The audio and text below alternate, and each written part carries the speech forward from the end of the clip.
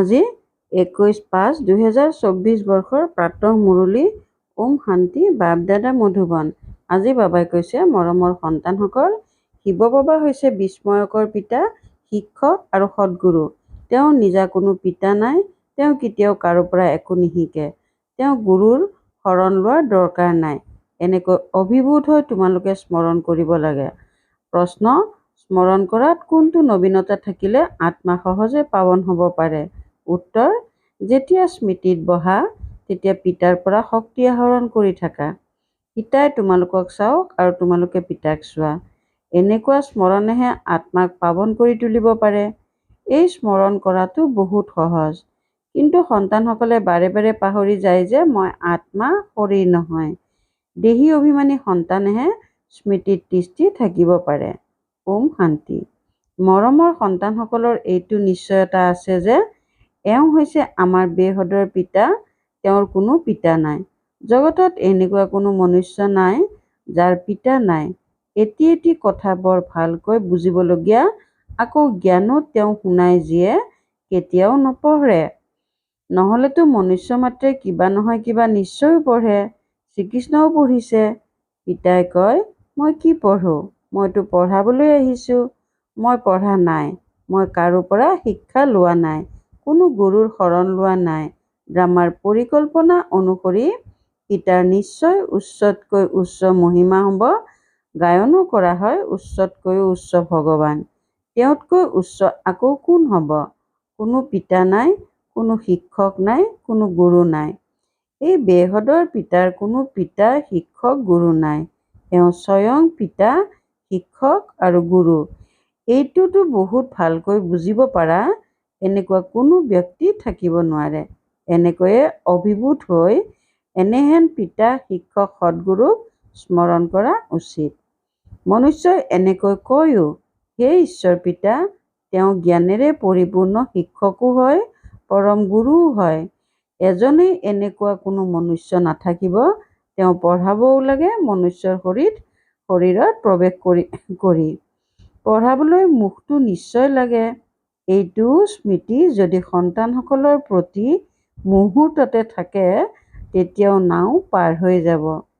পিতাক স্মৰণ কৰিলেহে বিকৰ্ম বিনাশ হ'ব। পৰম শিক্ষক বুলি বুজিলে গোটেই জ্ঞান বুদ্ধিত আহি যাব। তেওঁ সদ্গুৰুও হয়। আমাক যোগ শিকাই আছে। এজনৰ সৈতেই যোগসূত্ৰ গঢ়িব লাগে। সকলো আত্মাৰ এজনেই পিতা।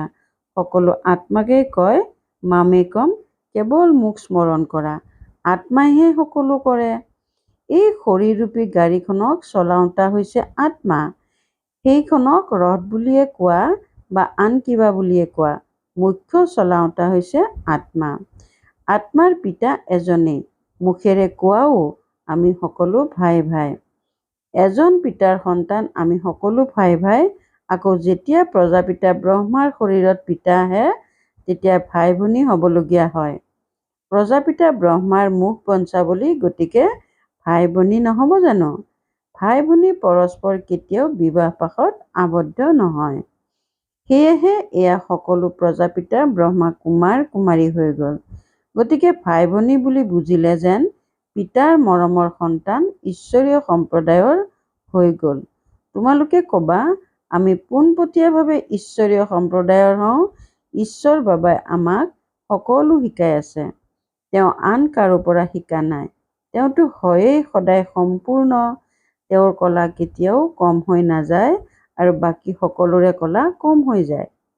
আমিতো শিৱ বাবাৰ বহুত মহিমা কৰোঁ। শিৱ বাবা বুলি কোৱা অতি সহজ আৰু পিতাহে হৈছে পতিত পাৱন। মাথো ঈশ্বৰ বুলি ক'লে ইমান শোভা নাপায়। এতিয়া তোমালোক সন্তানসকলৰ অন্তৰ স্পৰ্শ কৰে। পিতা কেনেকৈ আহি পতিতসকলক পাৱন কৰি তোলে। লৌকিক পিতাও আছে, পাৰলৌকিক পিতাও আছে। পাৰলৌকিকক পিতাক সকলোৱে স্মৰণ কৰে, কিয়নো পতিত সেয়েহে স্মৰণ কৰে। পাৱন হৈ গ'লে পতিত পাৱনক আহ্বান জনোৱাৰ দৰকাৰ নাথাকে। ড্ৰামাখন চোৱা কেনেকুৱা। পতিত পাৱন পিতাক স্মৰণ কৰে, বিচাৰে যে আমি পাৱন সৃষ্টিৰ মালিক হওঁ। শাস্ত্ৰবোৰত দেখুৱাইছে দেৱতা আৰু অসুৰৰ যুদ্ধ লাগিল, কিন্তু এনেকুৱাতো নহয়। এতিয়া তোমালোকে বুজি পোৱা যে আমি অসুৰো নহয় আৰু দেৱতাও নহয়। এতিয়া আমি হৈছোঁ মাজৰ। সকলোৱে তোমালোকক আঘাত দি থাকে। এই খেলখন বৰ মনোৰঞ্জক। মনোৰঞ্জনৰ বাবেই নাটক চাবলৈ যায় নহয়। এয়া সকলো হৈছে সদৰ ড্ৰামা। এয়া হৈছে বেহদৰ ড্ৰামা। ইয়াক আন কোনেও নাজানে। দেৱতাসকলেতো জানিবও নোৱাৰে। এতিয়া তোমালোক কলিযুগৰ পৰা ওলাই আহিছা। যিয়ে নিজে জানে তেওঁ আনকো বুজাব পাৰে। এবাৰ ড্ৰামা চালে তেতিয়া গোটেই ড্ৰামা বুদ্ধিত আহি যাব। বাবাই বুজাইছে যে এয়া মনুষ্য সৃষ্টিৰূপী বৃক্ষ। ইয়াৰ বীজ ওপৰত আছে। বিৰাট ৰূপ বুলি কয় নকয়? বিৰাট ৰূপ বুলি কয় নহয়। পিতাই বহি তোমালোক সন্তানসকলক বুজাইছে। মনুষ্যই এয়া গম নাপায়। শিৱ বাবাই জানো কাৰোবাৰ পৰা ভাষা শিকিছে? যিহেতু তেওঁৰ কোনো শিক্ষকেই নাই, তেন্তে আকৌ কি ভাষা শিকিব? গতিকে নিশ্চয় যিখন ৰথত আহে তেওঁৰ ভাষাই কামত লাগিব। তেওঁৰ নিজৰ ভাষাটো একো নাই। তেওঁ একো নপঢ়ে, একো নিশিকে। তেওঁৰ কোনো শিক্ষক নাথাকে। শ্ৰীকৃষ্ণইতো শিকে। তেওঁৰ মা পিতা শিক্ষক আছে। তেওঁৰ গুৰুৰ দৰকাৰেই নাই, কিয়নো তেওঁতো সদ্গতি পাইছে। এয়াও তোমালোকে জানা। তোমালোক ব্ৰাহ্মণ হৈছা সকলোতকৈ উচ্চ। এইটো কথা তোমালোকে স্মৃতিত ৰাখা। আমাক পঢ়াওঁতাজন হৈছে পিতা। আমি এতিয়া ব্ৰাহ্মণ। ব্ৰাহ্মণ দেৱতা কিমান স্পষ্ট। পিতাকতো আগৰ পৰাই কৈ দিয়ে। তেওঁ সকলো জানে। কি জানে সেয়া কোনেও গম নাপায়। তেওঁ জ্ঞানেৰে পৰিপূৰ্ণ। তেওঁৰ গোটেই সৃষ্টিৰ আদি মধ্য অন্তৰ জ্ঞান আছে। বীজৰ গোটেই বৃক্ষৰ জ্ঞান থাকে। সেয়াটো হ'ল জৰ বীজ। তোমালোক হৈছা চৈতন্য। তোমালোকে নিজৰ বৃক্ষৰ জ্ঞান বুজোৱা। পিতাই কয়, মই এই বিচিত্ৰ মনুষ্য সৃষ্টিৰ বীজ হওঁ। হওঁতে সকলো মনুষ্যই, কিন্তু ভিন্ন। এটি আত্মাৰো শাৰীৰিক অৱয়ব আনটোৰ দৰে হ'ব নোৱাৰে। দুগৰাকী ভাৱৰীয়া একে নিচিনা হ'ব নোৱাৰে। এয়া হৈছে বেহদৰ ড্ৰামা। আমাক মনুষ্যক ভাৱৰীয়া বুলি নকয়, আত্মাকহে কয়। তেওঁলোকে মনুষ্যক ভাৱৰীয়া বুলি বুজি লয়। তোমালোকৰ বুদ্ধিত আছে যে আমি আত্মাসকল ভাৱৰীয়া, যিয়ে শৰীৰৰ দ্বাৰা নৃত্য কৰে। যেনেকৈ মনুষ্যই বান্দৰক নচুৱায়, এয়াও হৈছে আত্মা, যিয়ে শৰীৰক নচুৱায়, ভূমিকা পালন কৰোৱায়। এয়াতো অতি সহজ বুজিবলগীয়া কথা। বেহদৰ পিতা নিশ্চয় আহেও। এনেকুৱা নহয় যে নাহে। শিৱ জয়ন্তীও পালন কৰে। পিতা আহেও তেতিয়া, যেতিয়া সৃষ্টি পৰিৱৰ্তন হ'বলগীয়া হয়। ভক্তি মাৰ্গত শ্ৰীকৃষ্ণক স্মৰণ কৰি থাকে। কিন্তু কৃষ্ণ আহিব কেনেকৈ? কলিযুগত বা সংগম যুগততো শ্ৰীকৃষ্ণৰ ৰূপ এই দুচকুৰে চাব নোৱাৰি। আকৌ তেওঁক ভগৱান বুলি কেনেকৈ কোৱা হ'ব? তেওঁতো সত্যযুগৰ প্ৰথম ৰাজকুমাৰ। তেওঁৰ পিতা শিক্ষকো আছে। গুৰুৰ তেওঁৰ দৰকাৰ নাই, কিয়নো সদ্গতিত আছে। স্বৰ্গক সদ্গতি বুলি কোৱা হয়। হিচাপো একেবাৰে স্পষ্ট। সন্তানসকলে বুজি পায় মনুষ্যই 84 জন্ম লয়। কোনে কোনে কিমান জন্ম লয় সেয়াটো হিচাপ কৰা। দৈৱী কুল নিশ্চয় প্ৰথমেই আহে। প্ৰথমজন তেওঁলোকৰেই হয়। এজনৰ হোৱাৰ পাছত তেওঁৰ পিছত সকলো আহি যায়। এই কথাবোৰ তোমালোকে জানা। তোমালোকৰ মাজতো কিছুমান ভালকৈ বুজে, যেনেকৈ সেই পঢ়াত হয়। এয়া অতি হৈছে সহজ, মাথো এটা গুপ্ত কঠিনতা আছে। তোমালোকে পিতাক স্মৰণ কৰা আৰু তাত মায়াই বিঘিনি আনে, কিয়নো মায়া ৰাৱণৰ ঈৰ্ষা হয়। তোমালোকে ৰামক স্মৰণ কৰা, গতিকে ৰাৱণৰ ঈৰ্ষা হয় যে মোৰ গ্ৰাহকে ৰামক কিয় স্মৰণ কৰে। এয়াও ড্ৰামাত পূৰ্বৰ পৰাই নিৰ্ধাৰিত হৈ আছে, নতুন কথা নহয়। কল্প পূৰ্বে যি ভূমিকা পালন কৰিছে সেয়াই পালন কৰিব। এতিয়া তোমালোকে পুৰুষাৰ্থ কৰি আছা। কল্প পূৰ্বে যি পুৰুষাৰ্থ কৰিছিলা সেয়া এতিয়াও কৰি আছা। এই চক্ৰ ঘূৰি থাকে, কেতিয়াও বন্ধ নহয়। টিক টিককৈ সময়ৰ পাৰ হৈ থাকে। পিতাই বুজায়, এয়া 5000 বছৰৰ ড্ৰামা। শাস্ত্ৰবোৰত কেনেকুৱা কথা লিখি দিছে। পিতাই এনেকৈ কেতিয়াও নকয় যে ভক্তি এৰি দিয়া, কিয়নো যদি ইয়াতে চলিব নোৱাৰে আৰু ভক্তিও এৰি দিয়ে, তেতিয়া ইফালৰো হৈ নাথাকিব, সিফালৰো হৈ নাথাকিব, কোনো কামৰ হৈ নাথাকিব। সেইকাৰণে তোমালোকেও দেখিবলৈ পোৱা কোনো মনুষ্য এনেকুৱাও আছে যিয়ে ভক্তি আদি একো নকৰে, মাথো এনেকৈয়ে চলি থাকে। কোনোবাইতো কৈ দিয়ে ভগৱানে অনেক ৰূপ ধৰে।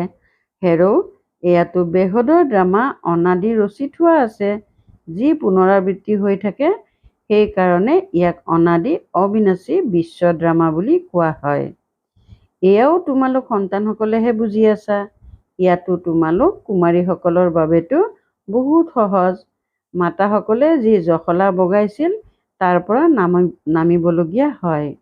কুমাৰীসকলৰ অন্য কোনো বন্ধন নাই, চিন্তাই নাই, পিতাৰ হৈ যাব লাগে। লৌকিক সম্বন্ধ পাহৰি পাৰলৌকিক সম্বন্ধ গঢ়ি তুলিব লাগে। কলিযুগত দুৰ্গতিয়েই হয়, ড্ৰামা অনুসৰি অৱনমিত হ'বই লাগে। ভাৰতবাসীয়ে কয় যে এয়া সকলো ঈশ্বৰৰ, তেওঁ মালিক। তোমালোক কোন? আমি আত্মা, বাকী এয়া সকলো ঈশ্বৰৰ। এই দেহ আদি যি আছে পৰমাত্মাই দিছে। মুখেৰে ঠিকেই কৈ দিয়ে এয়া সকলো ঈশ্বৰে দিছে। বাৰু, তেন্তে তেওঁ প্ৰদান কৰা বস্তুক নিজৰ বুলি কিয় ভাবিব লাগে? কিন্তু তেনেকৈ নচলে, ৰাৱণৰ মতত চলে। পিতাই বুজায়, তোমালোকতো নিমিত্ত, কিন্তু ৰাৱণ সম্প্ৰদায়ৰ হোৱা বাবে তোমালোকে নিমিত্ত বোধত নিজকে প্ৰতাৰণা কৰা। মুখেৰে কোৱা এটা আৰু কৰা আন এটা। পিতাই বস্তু দিলে আকৌ লৈ ল'লে, তাত তোমালোকৰ দুখ কিয় হয়? মমত্ব নাইকিয়া কৰিবৰ বাবেই এই কথাবোৰ পিতাই নিজৰ সন্তানসকলক বুজায়। এতিয়া পিতা আহিছে, তোমালোকেই মিনতি কৰিছা, বাবা আমাক লগত লৈ যাওক, আমি ৰাৱণ ৰাজ্যত বহুত দুখী, আহি আমাক পাৱন কৰি তোলক, কিয়নো বুজি পোৱা যে পাৱন নহ'লে আমি যাব নোৱাৰোঁ। আমাক লৈ যাওক। কলৈ? ঘৰলৈ লৈ যাওক। সকলোৱে কয় যে আমি ঘৰলৈ যাওঁ। শ্ৰীকৃষ্ণৰ ভক্তসকলে কৃষ্ণপুৰী বৈকুণ্ঠলৈ যাব বিচাৰিছে। সত্যযুগেই স্মৃতিত থাকে। মৰমৰ বস্তু মনুষ্যৰ মৃত্যু হ'লে স্বৰ্গলৈ নাযায়। স্বৰ্গটো সত্যযুগতেই হয়, কলিযুগত হৈছে নৰক। তেন্তে নিশ্চয় পুনৰ্জন্ম নৰকতেই হ'ব। এয়া জানো সত্যযুগ? সেয়াটো হৈছে বিশ্বৰ আশ্চৰ্য। এনেকৈ কয়ো, বুজিও পায়, তথাপি কাৰোবাৰ মৃত্যু হ'লে তেওঁৰ সম্বন্ধীয়সকলে একোৱেই বুজি নাপায়। পিতাৰ যি 84 চক্ৰৰ জ্ঞান আছে, সেয়া কেৱল পিতাইহে দিব পাৰে। তোমালোকেতো নিজক দেহ বুলি ভাবিছিলা, সেয়া ভুল আছিল। এতিয়া পিতাই কয় দেহী অভিমানী হোৱা। শ্ৰীকৃষ্ণইতো ক'ব নোৱাৰে যে দেহী অভিমানী হোৱা, তেওঁৰতো নিজৰ শৰীৰ আছে, নহয় জানো? শিৱ বাবাৰ নিজৰ শৰীৰ নাই, এয়াতো তেওঁৰ ব্ৰহ্মাৰ ৰথ, য'ত তেওঁ বিৰাজমান হৈছে। এয়া তেওঁৰ ৰথ, লগতে এওঁৰো হয়। এওঁৰ নিজৰ আত্মাও আছে। পিতাইও ঋণত লৈছে। পিতাই কয় মই এওঁৰ আধাৰ লওঁ, নিজৰটো নাই, তেন্তে পঢ়াব কেনেকৈ? পিতাই নিতৌ বহি সন্তানসকলক আকৰ্ষিত কৰে যে নিজক আত্মা বুলি বুজা আৰু পিতাক চোৱা, এই শৰীৰো যাতে পাহৰি যোৱা। মই তোমালোকক চাওঁ, তোমালোকে মোলৈ চোৱা। তোমালোকে যিমানেই পিতাক চাবা সিমানেই পবিত্ৰ হৈ গৈ থাকিবা। পাৱন হোৱাৰ অন্য কোনো উপায় নাই। যদি আছে তেন্তে কোৱা, যাৰ দ্বাৰা আত্মা পবিত্ৰ হয়। গংগাৰ পানীটো নহ'ব। প্ৰথমতে যিকোনো লোকক পিতাৰ পৰিচয় দিব লাগে। এনেহেন পিতাতো অন্য কোনো নাই। নাড়ীৰ স্পন্দন পৰীক্ষা কৰা যে এনেকৈ বুজিছেনে যে আচম্বিত হৈ যায়, এইটো বুজক যে যথাযথ এওঁক পৰমাত্মা বুলি কোৱা হয়। এতিয়া তোমালোক সন্তানসকলক পিতাই নিজৰ পৰিচয় দি আছে। মই কোন, এয়াও সন্তানসকলে জানে। বুৰঞ্জীৰ পুনৰাবৃত্তি হয়। যিসকল এইটো কুলৰ হ'ব তেওঁলোকেই আহিব, বাকীটো সকলো নিজ নিজ ধৰ্মত গুচি যাব। যিসকল আন ধৰ্মলৈ ৰূপান্তৰিত হৈ গৈছে তেওঁলোক পুনৰ নিজৰ নিজৰ শাখাত গুচি যাব। সেয়েহে নিৰাকাৰী বৃক্ষও দেখুওৱা হৈছে। এই কথাবোৰ তোমালোক সন্তানসকলেহে বুজি পোৱা, বাকী আনেতো কাৎচিতহে বুজি পায়। 7-8 গৰাকীৰ পৰা কোনোবা 1-2 গৰাকীহে ওলাব যিয়ে বুজিব যে এই জ্ঞানটো বহুত ভাল। যিসকল ইয়াৰ হ'ব তেওঁলোকৰ ধুমুহা কমকৈ আহিব। অন্তৰে বিচাৰিব আকৌ যাওঁ গৈ শুনো। কিছুমান আকৌ সংগৰ ৰং লাগিও আহি যায়, সেয়েহে পুনৰাই নাহে। য'তেই কোনো দল যোৱা দেখে তাতে লাগি ধৰে। পৰিশ্ৰম বহুত হয়। কিমান পৰিশ্ৰম কৰিবলগীয়া হয়। বাৰে বাৰে কয় আমি পাহৰি যাওঁ, আমি আত্মা, শৰীৰ নহয়। এইটো বাৰে বাৰে পাহৰি যায়। পিতাইও জানে সন্তানসকল কামচিতাত বহি কলা হৈ গৈছে, কবৰত সমাধিস্থ হৈ গৈছে, সেয়েহে কলা হৈ গৈছে। তেওঁলোককে আকৌ পিতাই কয় মোৰ সকলো সন্তান জ্বলি মৰি গৈছে, এয়া বেহদৰ কথা। কিমান কোটি আত্মা আছে মোৰ ঘৰৰ নিবাসী, অৰ্থাৎ ব্ৰহ্মলোকৰ নিবাসী। পিতাটো বেহদত আছে নহয়, তোমালোকো বেহদলৈ আহি যাবা, জানা নহয়। পিতাই স্থাপনা কৰি গুচি যাব, তাৰ পাছত তোমালোকে ৰাজ্য কৰিবা, বাকী সকলো আত্মা শান্তিধামলৈ গুচি যাব। ভাল বাৰু। অতি মৰমৰ কল্পৰ পাছত পুনৰাই মিলিত হোৱা সন্তানসকলৰ প্ৰতি মাতা পিতা বাপ দাদাৰ স্নেহপূৰ্ণ স্মৰণ আৰু সুপ্ৰভাত। আত্মিক পিতাৰ আত্মিক সন্তানসকলৰ নমস্কাৰ। ধাৰণাৰ বাবে মুখ্য সাৰ 1 নম্বৰ। কোনোবা ভাৱৰীয়াক যদি ৰাৱণে ঈৰ্ষা কৰে, বিঘিনিৰ সৃষ্টি কৰে, ধুমুহাত লৈ আনে, তেন্তে সেয়া নাচাই নিজৰ পুৰুষাৰ্থত তৎপৰ হৈ থাকিব লাগে, কাৰণ এই ড্ৰামাত প্ৰত্যেক ভাৱৰীয়াৰ ভূমিকা নিজা নিজা।